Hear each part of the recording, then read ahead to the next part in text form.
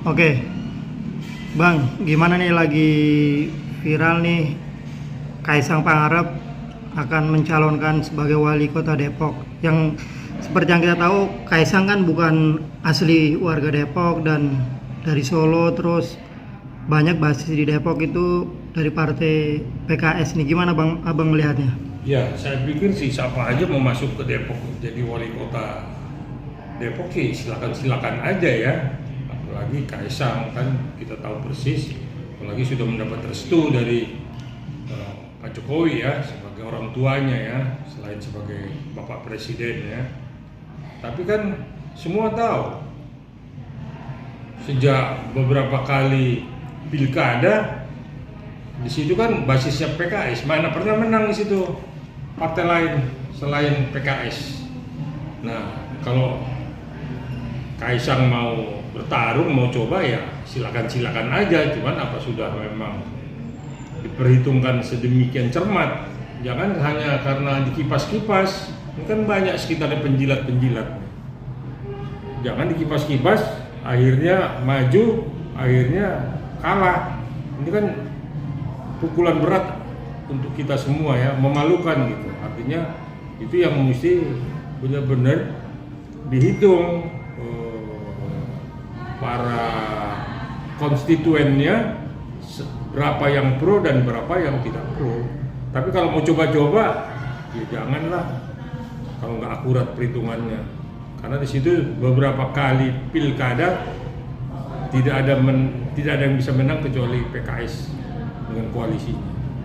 Itu basis, benar-benar basis ya, dan nggak main-main gitu. Tapi Abang melihat langkah Kaisang sendiri seperti apa mungkin? Artinya kan dia sudah mengetahui bahwa di situ basisnya PKS dan kemungkinan untuk menang nggak tinggi gitu. Apakah ada strategi yang sedang dilakukan oleh Kaisang? Ya, terlepas untuk memecah suara ya. Tapi kan Kaisang ini kan anaknya presiden ya, jadi jangan dibikin uji coba gitu. Ini kan orang-orang sekitarnya aja nih yang mungkin dari partai-partai yang merapat ke Kaisang untuk hal-hal tertentu di Pilpres nanti, ya dia menjagokan Kaisang dengan janji akan menjadi orang nomor satu di sana. Ya saya juga berharap kalau memang Kaisang bisa masuk dan menjadi orang pertama di Depok, ya kita juga bangga ya sebagai Kaisang anak muda ya, pemain terjun ke politik baru ya, sekalipun ayahnya juga piawai ya dalam berpolitik.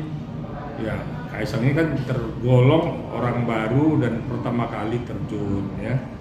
Nah kenapa enggak di sekitar Jogja gitu, atau kalau misalnya Gibran itu masuk ke DKI 1, ya Kaisang lanjut di Solo sana kan gitu. Jadi nggak diuji di tempat yang rawan, yang benar-benar mesti mempunyai perhitungan yang matang gitu. Kalau cuman coba-coba, janganlah. Saya juga ngasih pendapat itu memalukan. Artinya yang malu bukan hanya Kaisang tapi pendukung-pendukung dan Pak Presiden sebagai putranya Pak Presiden ya.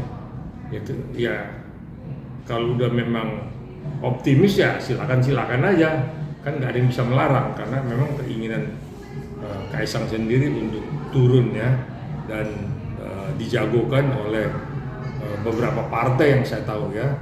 Cuman kan sekitar ini kan banyak penjilat, itu aja yang harus kita perhitungan matang gitu.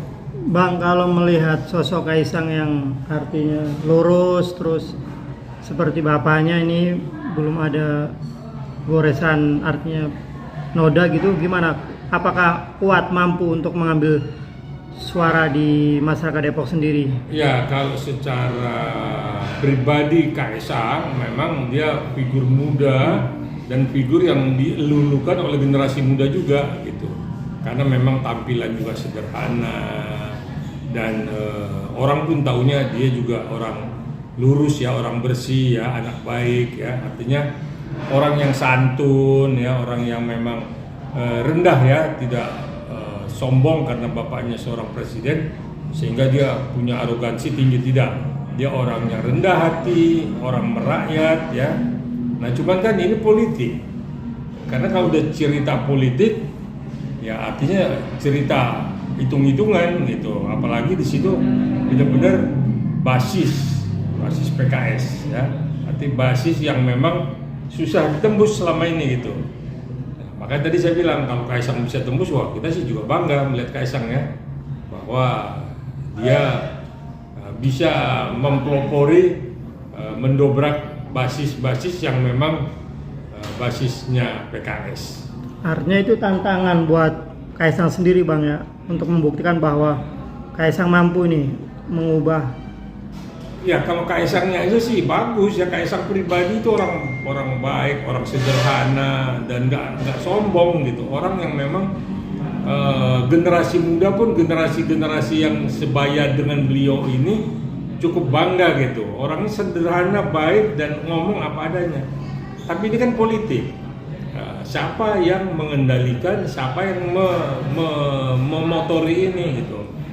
Jangan karena ada kepentingan tertentu oleh partai tertentu sehingga Kaisang diadu, dicoba di sana untuk menjadi orang nomor satu gitu. Kalau berhasil sih memang ya wal-walam ya, semua juga akan salut gitu ya.